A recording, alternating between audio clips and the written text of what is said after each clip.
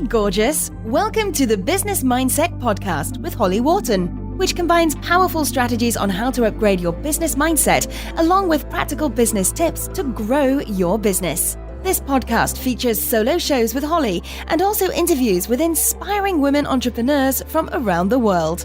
Thank you so much for joining us today. And now, here's your host, Holly Wharton. Hello and welcome to the Business Mindset Podcast, episode 177. This is your host, Holly Wharton, and I'm back with another co-hosted episode with the fabulous Jo Casey. So today we're going to be talking about the importance of focusing on one thing in business, monofocus, because it's so easy to get distracted by the bright, shiny objects of the business world. Stuff like sales emails for new online programs, new software that looks like fun to use, or maybe a business mentoring program that promises you the world and more. You know what we're talking about. So let me go through really quickly what you're going to learn on this episode. We're going to talk about how to get clear on how procrastination shows up for you, because of course it's different for everyone, how to recognize busy work so you can stop doing it, because that's not very effective, how to lower the volume on that distracting online noise that's all around us, how to deal with fear of missing out while avoiding distraction from those bright, shiny objects, and finally, how to focus on your business while avoiding burnout. Because sometimes when we go into that kind of hyper-focus mode, we take it to an extreme. So we're going to talk about balance. You know, on one hand, we've got the procrastination, the not doing very much. And on the other hand, we've got, oh my God, doing all the things. So we're going to talk a little bit about how to balance that out and be super effective and efficient while not going overboard. Because I know most of us have probably been there. So that's all for now. I really hope you enjoyed the episode. Thanks for listening.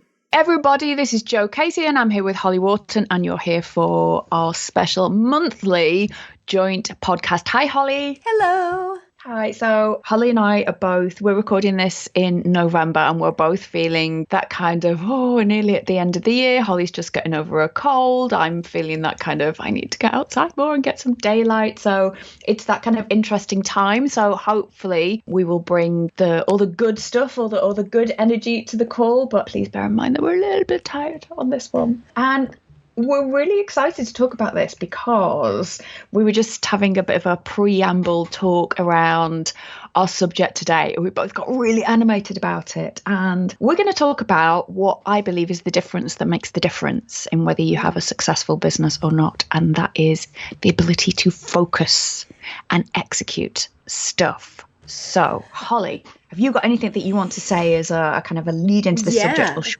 Yeah, so we've kind of had this on the list of things to talk about. So we want to talk about today the importance of focusing on one thing, how to do this, and how not to get distracted. Because this is one of the things that I know I've experienced in the past. It's so easy to get distracted, even if you've got a plan. And if you don't have a plan, whoa, you're going to be all over the place. And we've seen this in our clients and friends and, people we work with. So I think this is a really big topic, and I'm really excited to talk about it today. Yeah. So, Jo, what would you say is kind of one of the biggest symptoms of this whole getting distracted, not focusing thing? I really believe that we don't have a problem with lack of information anymore. So if you were kind of being an online entrepreneur, say 15 years ago, then there weren't a lot of gurus out there. There weren't a lot of information sources. And so what you really needed was some smart strategy and some information. Now we have the opposite problem. There is too much information. There are too many options. And when you begin to put something into practice, then fear pops up, because that's what fear does. Anything new, fear is part of the process. And so we can get really caught up in procrastination. Now, procrastination can sometimes show up as cleaning your house and things like that. Unfortunately, mine doesn't show up like that. My house is very Mine doesn't show up like that either. What I find is that happens increasingly, and I've noticed this even just working with people over the past kind of 2 to 3 years, this is happening more and more, is that rather than, say, I don't know, tinkering with your website or going and doing your washing or something like that, what people are doing is they get a few steps into implementation and then they kind of go, but why am I doing a webinar? I heard that Facebook Live is actually the thing to be. So I need to go research Facebook Live. And then they go off into this kind of rabbit hole of Facebook Live stuff and maybe sign up for a webinar. Or then one of the 92 emails that comes into their inbox that day is a new challenge that somebody is launching. So they think, oh, well, I'll go do that challenge first. And that will really put me in a great position to launch the thing that I want to. So they go and do that challenge and get a little bit into that. And they find a couple of strategies that they've heard before. And then that sends them back to I should really go check out such and such's blog, and oh my God, do I need to do PR? I probably need a PR person. How do I do PR? I need to get some local publicity.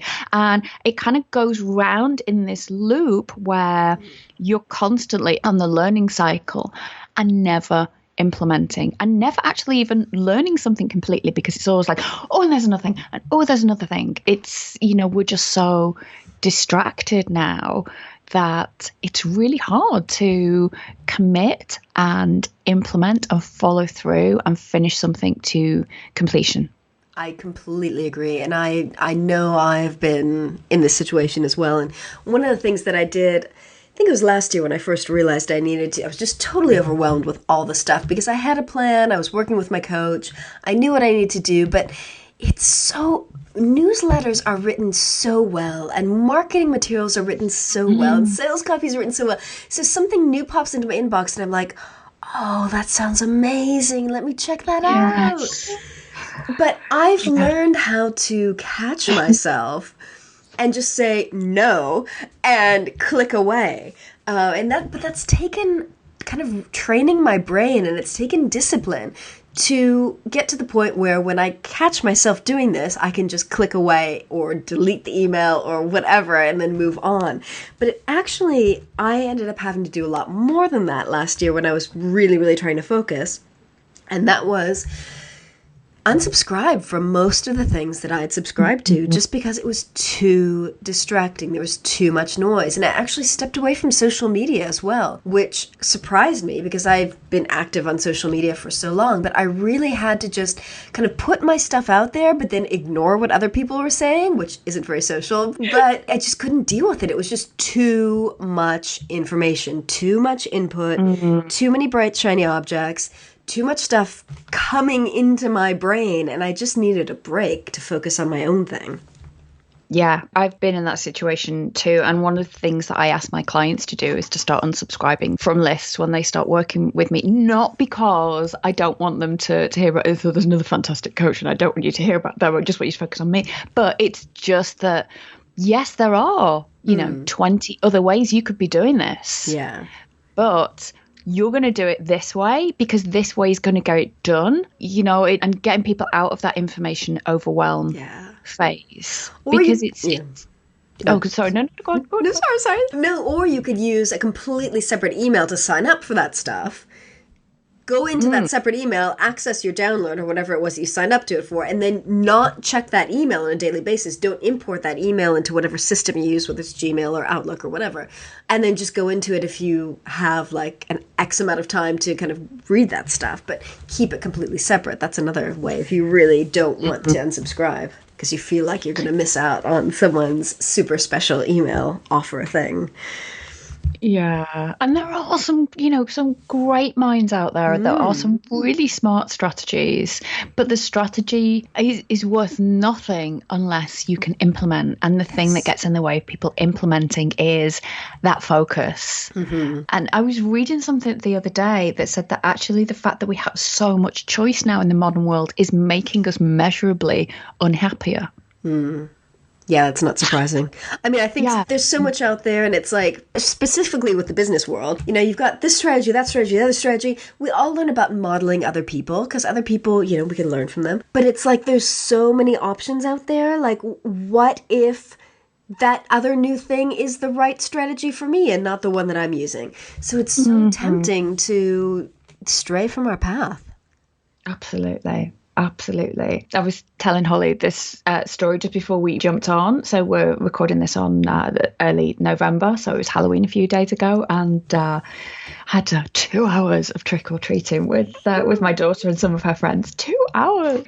She came back with this huge bag of sweets and candy, and even got some money off one guy who his wife had hidden the chocolate, he said, but he couldn't find where it was. So yeah, likely story. But yeah, so she got like, 5 pence and things. So she spread it all out, and I said she could have one thing and then the rest would be, put in the cupboard and things. And she was looking at all of the things, and I could see her getting more and more agitated. And in the end, she burst into tears because she couldn't decide which one of the things that she wanted. And now normally in our house, she's allowed one treat after her evening meal. And because I don't buy very many of them because I'm that mum, normally it's fairly simple. She knows what's on offer, so she will just go and get herself, like a mini bag of sweets, or, there's little like milky ice lolly type things or something like that. But because she had so many options, I could see her getting more and more stressed to the point where she burst into tears because she couldn't decide, because, well,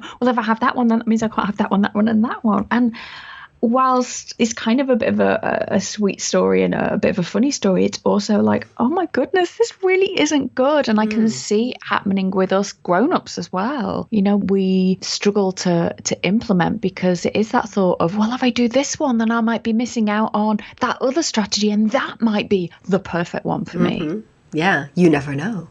You got to try it to find out. Exactly. And I think, well, part of the issue is that we get into a lack mentality as well. Yeah. So I know one of my patterns that I've spotted in myself is when I'm in that place of coming from lack. So maybe I know I've got a couple of clients who are finishing up, or I've launched something, it's not gone quite as well, or after the summer. So I do a reduced workload over the summer because I take most school holidays off, but because the summer is so long, obviously I've got, existing client roster. So I kind of have a maintenance schedule with that, but I don't do any business building stuff. And so what tends to happen is I hit September in a bit of a kind of, oh, where have all the clients gone? Where have all they, and it takes me a couple of weeks to kind of get back into the whole thing of, put things out there and stuff like that. So that tends to be one of my times when I know I'm liable to fall into this, rather than abundance, this sense of lack. And that's the time I notice that I end up signing up for a bazillion webinars. Or just, everyone seems to be having a challenge about exactly what I'm doing. So I'm going to check it out to see if theirs is better than mine. Yes. You can learn. That thinking. Yes. Yeah, or what else I can learn. Yes. From it. And of course, within a couple of days, my inbox is full. I'm massively overwhelmed. And then I have to kind of, I usually fess up to my coach, who kind of goes, okay, unsubscribe from them all. Let's focus on what we were doing. And there's a real relief in that as well. But that feeling of I might be missing out, that FOMO, that fear of missing out is really kind of visceral and intense sometimes. But it comes from fear in me. Yeah. Well, it's interesting that, because I kind of view unsubscribing from stuff as a kind of decluttering. And I've just recently kind of reorganized my office and decluttered a bunch of stuff. I've still got way more to do. But I also, and this is kind of a possibly woo-woo kind of thing, but I find that decluttering physical stuff also really helps me clear my mind so I can focus on stuff. And I know that could be kind of busy work procrastination thing, unless you've got time to kind of slot it into your schedule. But I really do find that getting physical stuff out of my view really helps me focus on practical work stuff. Yeah, for sure. I remember when I first took up meditation, when I first took up mindfulness, I have never been a particularly tidy person. My husband will totally back me up on this. You are not, he will say. My house is sanitary, it is clean, no one's going to catch anything nasty. But it's, I wouldn't use the word cluttered, I would use the word eclectic and lived in. With 2 children, with all of their stuff. Yes, exactly. But when I first got kind of consistently into meditating, what I found was I suddenly had this unfamiliar urge to clear some of the stuff off the table and the counters, and maybe not have quite so many knickknacks and ornaments and things like that, and this real kind of desire to clear some space. As there was kind of, I think, reflecting what was going on for me, my internal world, my external world. I had this desire to do it. So I'm sure it probably works the other way as well. Yeah. Yeah, and definitely. I have a client who actually, when she started working with me, also signed up to work with somebody who was doing feng shui. And so she feng shuied her house, but also her inbox. And she swears that was just life-changing. How do you feng shui your inbox? Oh, well, I think maybe kind of the same thing about decluttering. Okay, I don't know. all right. I don't know if you can kind of put different things in different places. Yeah. Maybe I mean kind of just decluttering. But Okay. she did do some very deliberate, but she put little notes for herself in things like her relationship corner and her money corner and things like that. And she said that, that clearing of energy, that kind of shift in energy was really palpable. So I'm sure there's stuff in this. Oh, yeah, definitely. So getting back to how to recognize busy work so we can stop doing it and stop procrastinating and focus, how do you recommend that clients recognize when they're doing busy work? Because it can be hard because it's so easy. It's like you go off down the rabbit hole and you're busy and you're cleaning up your email service provider or you're, I don't know, editing your video. I don't know, doing whatever busy work is for you, or doing the laundry or cleaning the kitchen or whatever. How do you help clients recognize, how do you help them stop, recognize what they're doing, and then get back to the important stuff? Well, I think first of all, it's about having that kind of helicopter view plan, that kind of longer term plan. And I'm a big believer that we all have a different kind of timeline when it comes to time, by which I mean, so for some people, if I asked you to look 5 years into the future, you could tell me exactly what you were going to be doing in 5 years' time. For other people, it might just be, just miss. I haven't got a clue what I'm going to be doing in 5 years' time. I think for other people, it's shorter. So I think it depends, first of all, on how you kind of process time. So I personally like to work with people on a kind of 6-month basis that's broken down into kind of around about kind of 3-month blocks. So we're going to be looking on, working on this. And you can get a lot done in 3 months if you're focused on just that. And also I find that 3 months it's also short enough that people aren't kind of going, it's only 3 months. It's 12 weeks. We'll just focus on this for the next kind of, 12 weeks or so. And then we can look at, and you can see how this is going to build into the next thing. And then we'll have a review and we'll look at where we want to go next. So I find that's good. And the other thing is about noticing what are your patterns of procrastination. How does procrastination show up? Because for me, my belief is that busy work is procrastination wearing fancy pants. So it will suddenly be this urge that you just have to do. I've just got this. I just feel like I need to rebrand my website. This just feels like the right thing to do right now. Yeah. But rebranding your website isn't going to get you one new client. No. It isn't. No. Making the call may well do. Putting the workshop on may well do. Doing the webinar may well do. Yep. Showing up in your Facebook group or sending out that newsletter, they are the things that are going to have a much more likelihood of bringing you in a new client, but they're scary. Yeah. They're vulnerable. They require you to get out from behind the computer. And that's not to say that the life stuff doesn't need to be done as well. But I think what we can also do is we fill our day with, it's that old kind of time management thing. Is it urgent? Yes. And important? Does it just feel urgent? So I had a call with a client yesterday and she's got a workshop that she's wanting to fill and that starts next week. But she also I've got this huge pile of laundry and I've got these emails to reply to, and she was really feeling quite kind of overwhelmed and grumpy. So, I'm really grumpy about it, and I need to go shopping, I need to work out, and she had this huge list of things that needed to be done. And so what we did is we prioritized that list. It was boring, but actually all of those things can wait till next week because the priority is filling this program. Yeah. And what of the other things on that list can help clear some energy so it's easier for you to complete what's on that list? Because if you just went at it 12 hours a day, you would be exhausted. But if you took an hour out and went and worked out, is that going to give you more energy? Well, yes, it probably is for most people. So yeah, okay, so let's factor that in. And how can we make this as easy as possible for you to implement these things? And everything else can wait. You can reply to that email really briefly. You can give yourself, I like using the Pomodoro technique. Oh, do you? Yeah, I'm not a natural kind of time management type person, but what I find is that working in intense bursts can be really gratifying for me. So 30 minutes, you set a timer for 30 minutes, you work solidly for 30 minutes, and then you have a break. And then you work for 30 minutes. And so that is a good way of tricking my brain into being really focused and getting stuff done, because I know it's only going to be for a short period of time. And then I give myself a treat, which is maybe, I go outside in the garden for 10 minutes, or I'll go onto Facebook for 5 minutes, or I'll go and, watch a nice video or something for 5 minutes, and then I get back to it.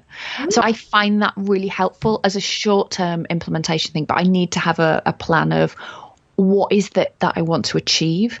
Why do I want to achieve it? Because I also think that's the thing that we forget. We need to have this really compelling vision of why we're doing stuff. Because again, procrastination and fear shows up by saying, oh, you don't really want that thing. Yeah. It won't be great. And so you need to keep having that kind of there, almost pulling you towards it when you get into the bit, boring, or you don't want to do, or, when there's something more interesting to do. Having that compelling vision and that reminder of why am I doing this is absolutely vital, I think. Yeah.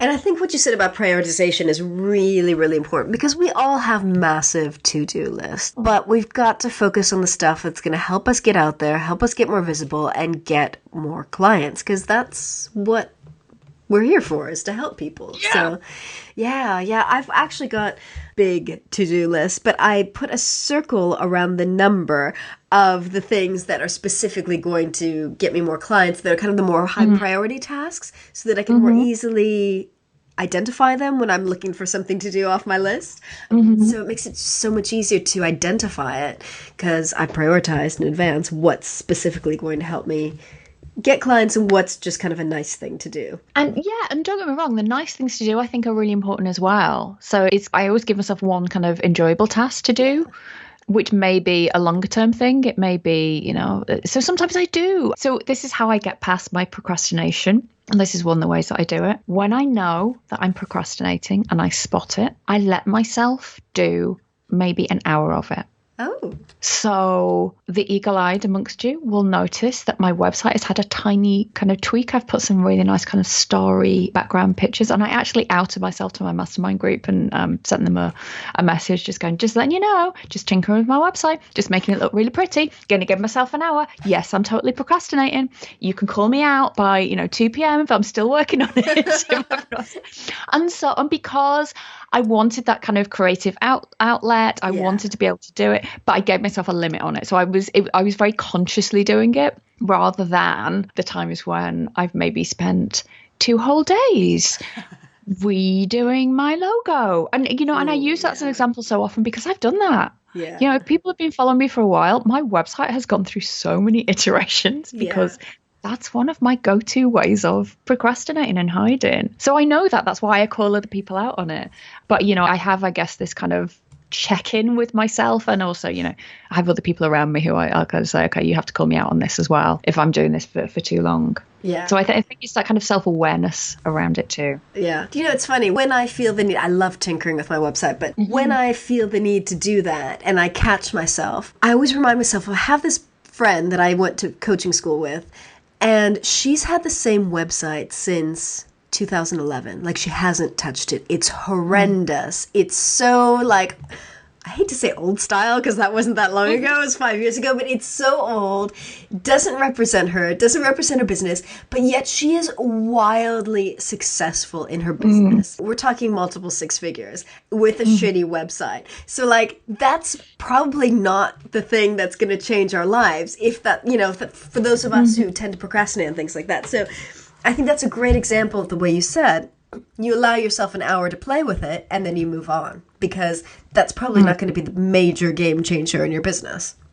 Yeah, absolutely. And I think that word play is really important in this mix, because that's the other thing that I notice about myself, and I noticed in my clients, is that when you are in that kind of workhorse mode for too long, and don't get me wrong, there are lots of times in my business when it isn't just kind of creative, heart-centered work. It's kind of, some of it's boring and some of it's, grudge work. I do work long hours, and it's not always, I work like a 4-hour work week and I'm on a beach most of the time. It's not like that. It's a lot of work. I notice that it's harder to get myself motivated when I'm not incorporating any play into my day. Yeah. So whether that be something creative, which sometimes comes out through my business, like I just want to put these lovely pictures on my website, or Maybe it's something not to do with my business. Maybe it's something to do with I'm going to go and do some craft stuff. So at the moment, I'm making a Dave the Dead costume, like a headband with like these great big tissue paper flowers. And I'm really quite amused by myself at how much I'm loving making this headband with these tissue paper flowers.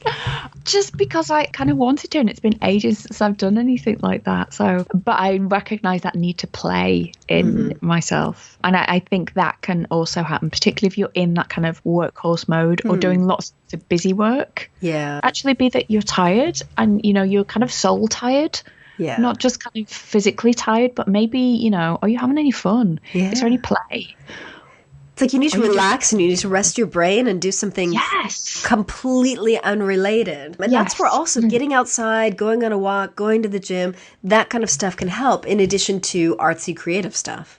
Yeah, absolutely. And I put a post in my Facebook group last night because about the importance of doing your own work and doing your own self-care. And I've come to kind of almost bristle at the term self-care because it's become so, I don't know, glibly thrown about. And I know so many women who are overworked and doing all the things, we almost roll our eyes at it, just going, oh God, who's got time for self-care? But, you know, self-care is actually a vital part of staying an alive, vibrant human. And it's really easy to fall into the position of, well, everything's either work or family and other commitments, and you forget about you in it. And, you know, I will take the time off when I've got time, or when I've launched the thing, or when my website's up, or when I've filled my practice. But actually, you need to be doing that as part of your day, because otherwise you're no use to anyone else. Yeah, you end up with burnout. Yeah, absolutely. And so many entrepreneurs do burn out, or, you know, and are experiencing depression, you know, especially because we tend to work by ourselves, which is a risk factor for things like depression and burnout. So, you know, making sure you have a community around you, making sure that you are interacting with other people, making sure you're getting out of the house. Yep. All of these things sound quite basic and obvious, but, you know, I know walking is one of your big passions in life, Holly, but I know that if I didn't have to go pick my daughter up from childcare every day, I, you know, could well not leave the house for a couple of days in a row. Yes, me too. Seriously, because I have no other reason to leave. Yeah. And all of my work I can do at my computer. I even get my shopping delivered, you know, my supermarket delivered. So, you know, it's easy for those type of things to fall out. So I also find that kind of lack of focus and that kind of, I don't want to feeling, or I'll do this bit or I'll do that bit, and that inability to stick to something can also sometimes be a symptom of I'm not actually practicing what I preach. I'm not taking care. I'm not having enough play and enjoyment and those kind of life-affirming things. Yes, I think that's so important. I think that's a very, very important thing too. You know, if you're not good at it, build it into your calendar. Yes. Like block the time off in your Google Calendar or iCalendar or whatever the heck it is that you use. Whether it's a half an hour, 15 minutes, whatever you think you can spare, something, and then get away from the computer and do something differently. Yeah, absolutely. I feel like I have blabbered on a lot in this episode. This is one of those that I kind of thought, I'm not sure I've got that much to say on this one. And yet you Turns out I have. Yes. Well, I think this, like I said at the beginning, I think this is a really, really important topic. The importance of focusing on one thing and not getting distracted by all the bright, shiny objects and the fear of missing out and everything else that's out there. So I really, really hope that people found this useful. I hope they managed to pick up some new tips and tricks and ways to make things happen and to focus on execution and getting things done. Yeah. Absolutely, because the only progress you will make in your business is when you execute stuff, when you actually put things into action. It's no good, you know. These don't even have to be huge. You know, you don't have to launch the massive course. It could be you're going to send your newsletter out once a week, but you can do that consistently. Yes. Or, you know, you're going to offer out some additional intake calls. And you're going to, you know, a Facebook group or set up a meetup or something like that, and you're going to do that consistently. It doesn't have to be the huge things, but doing a bit here and a bit there just leaves you feeling fragmented and scattered and actually isn't getting you any further to where you want to go, which is to have, you know, a successful, vibrant business and to be able to be doing your thing in the world, which is what we all want to do at the end of the day. Exactly. Yeah. And to do that, you need to focus. You do. All right. Indeed. So do you have any final words to inspire our listeners on how to get things done and focus? I don't think so, other than to just remind yourself that, if you kind of block it out in maybe, say, a month or 3-month block and say, what do I want to have achieved? And work backwards. Yep. So so in 3 months' time, you want to have, I don't know, written the first draft of your book, or to have done 12 intake calls with potential clients, then work backwards. What are the steps that you would need to have done just before that, and just before that, and just before that, and plan it out. And they become your must-do things, and everything else are nice to haves. It's not that you can't do them. Just make sure you do those things that are going to get you to your goal, and break it down. And that way, you can see yourself making progress, and you get that kind of reinforcement of knowing that you are achieving some stuff. You're getting the right stuff done. Everything else then becomes secondary, and that makes things a lot easier. Yes. I also find keeping track of things that I've done to be really, really helpful. So in my to-do list, I have a separate list where I kind of move all the stuff that I've done from the to-do list to the done list, because it helps me to see everything that I've done, because sometimes I do kind of beat myself up for not doing enough, for not doing more. But when I can see everything that I've done, and I can see that it's all been useful stuff, that really makes me feel like, okay, well, I have done a lot of stuff. Yeah. So, yeah. That's a good one. So, thank you very much for your amazing tips on focus and getting things done. Oh, you too. Thank you. And I guess that's all for now. We've time to wrap up the show. So, hope you guys listeners have found this useful, and good luck with your focusing on your plan. Thank you for listening, and remember to visit hollywharton.com/177 for the show notes on this episode. Thank you. Thanks so much for listening to the Business Mindset Podcast with your host, Holly Wharton. You can find more information about today's episode, including links for topics that were discussed, at hollywharton.com. And if you enjoyed this episode, please remember to head over to iTunes and leave a quick review of this podcast. It just takes a minute. Thank you.